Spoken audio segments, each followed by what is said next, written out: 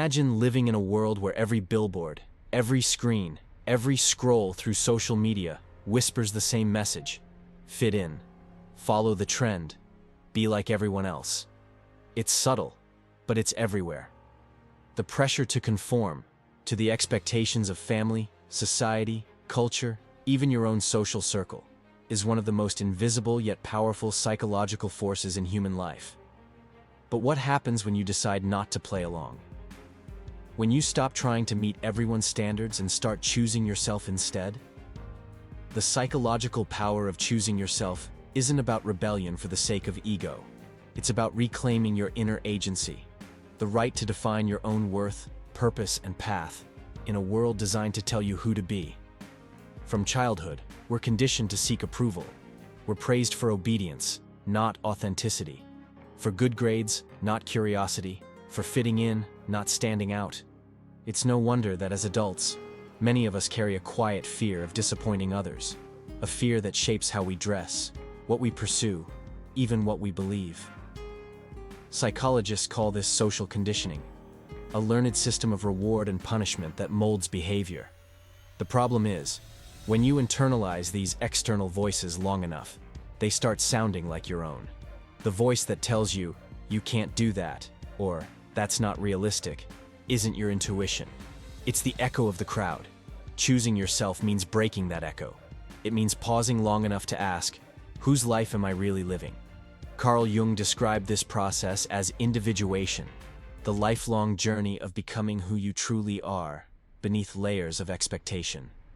To choose yourself, you must first confront your shadows, the parts of you you've hidden because they didn't fit the narrative. The quiet artist buried under practicality.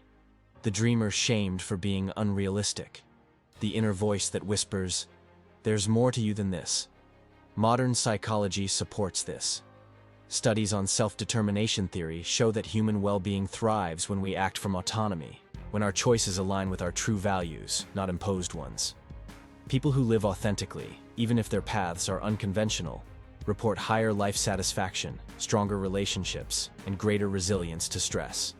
But choosing yourself isn't easy. Society rewards conformity because it maintains order.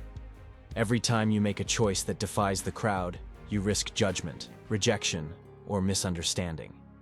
Yet paradoxically, every great breakthrough, scientific, artistic, or personal, begins with someone who refused to conform.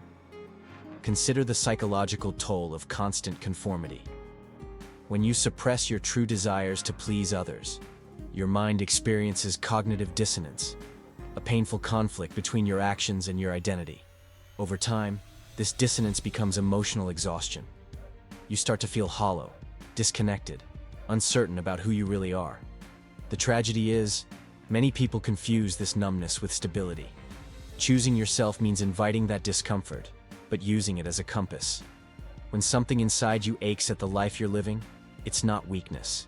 It's your authenticity trying to speak. The Stoics understood this deeply. Marcus Aurelius wrote, "It never ceases to amaze me. We all love ourselves more than other people, but care more about their opinion than our own." That sentence captures the quiet insanity of conformity. We crave self-approval, yet chase it through the validation of others. Philosophically, choosing yourself is an act of courage against the illusion of collective truth. Society often confuses common with correct, but truth, especially personal truth, rarely resides in majority opinion. Friedrich Nietzsche called it the path of the higher self, the lonely but liberating road of self-creation, where you sculpt your identity through choice, not inheritance. Let's explore the psychology of this deeper.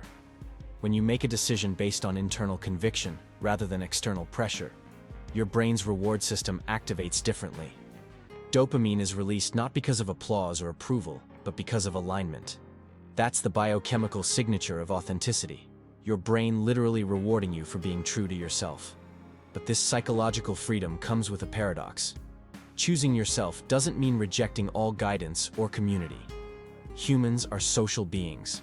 Isolation leads to suffering. The challenge is to belong without betraying yourself, to connect authentically, not conditionally. This balance is delicate. Too much conformity, and you lose your individuality. too much independence, and you risk alienation.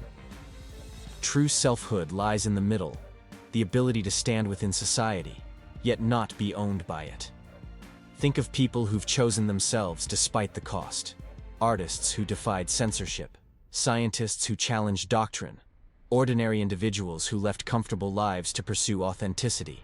Their courage wasn't in being louder than the crowd, but in listening to the quiet truth within. In Jungian terms, this is the integration of the self, the moment when your inner compass becomes stronger than societal gravity. It's not arrogance, it's psychological wholeness. But why is it so hard? Because the world often punishes authenticity. You may lose approval, opportunities, or even relationships. Yet, in losing these, you gain something greater: clarity. You start attracting what aligns with your real nature, not the persona you perform. The first step toward choosing yourself is awareness.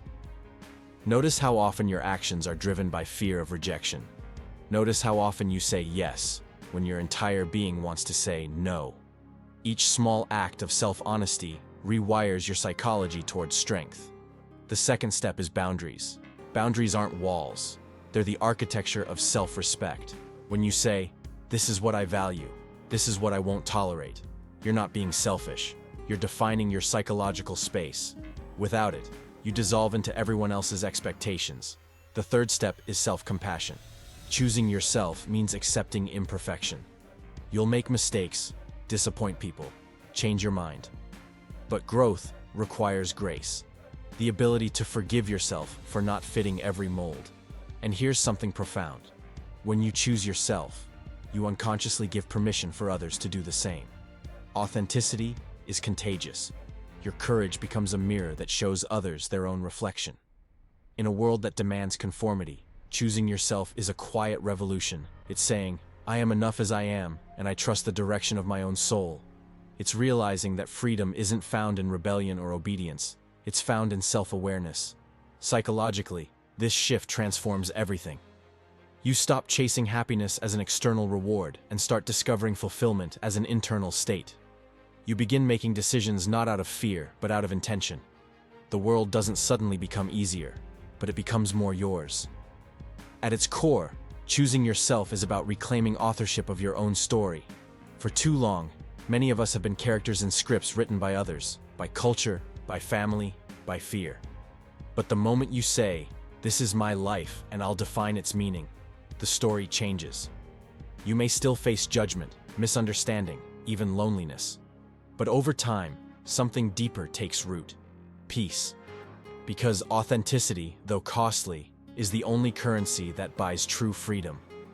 So when the world tells you to blend in, remember this: conformity may give you comfort, but only authenticity gives you connection.